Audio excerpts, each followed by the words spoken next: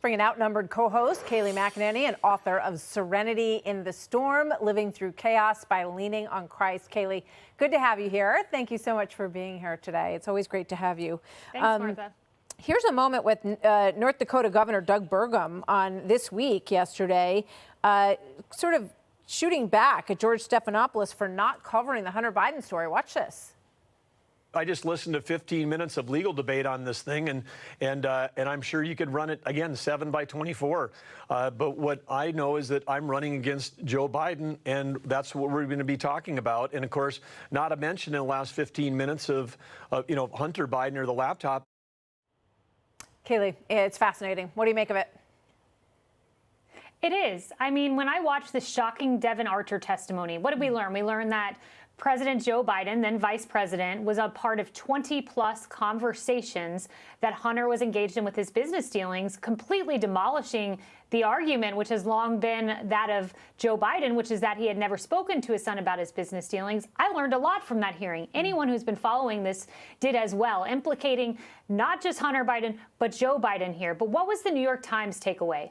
They said it has, quote, long been known that occasionally Joe Biden got on the phone with his son in those business dealings. It's not long been known. Not only that, they went on to say, also, he's long maintained he had no involvement. No, he has long maintained since he told our own Peter Doocy, I've never spoken with him. So it's just interesting how the media moves the ball from speaking to involvement, covering him from along the way. But the American people see through it. Yeah, I always go back in my mind, Kayleigh, to the email on the Hunter Biden laptop where he's, writing to his daughter. And he says, I hope you don't have to, work to make all the money for this family. And I won't make you give me 50% of everything you earn like Pop does. I don't know how much more you need than that to sort of at least pique your interest as a journalist or someone who's questioning people about these stories. Let's put up on the wall here Sunday show coverage of Devon Archer transcript, which was fascinating to anyone who has an ounce of curiosity. None on ABC, CBS, CNN, or NBC. None. Primetime coverage of the Devon Archer transcript.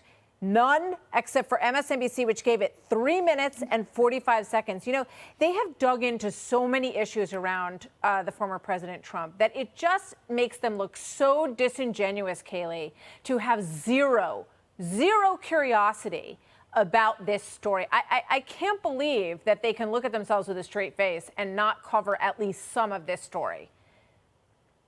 Right. It's not only the 20 phone calls we mentioned, it's also the 2015 meeting with a Burisma executive, of which the Biden campaign told us repeatedly that Joe Biden was not a part of. What we learned from Devon Archer, at least Devon Archer testifies, yes, he was a part of that. So my point in making these two examples is that this is Joe Biden. This is not Hunter. And what the media routinely does is they laugh this off. This is Hunter, can't bring up the president's son.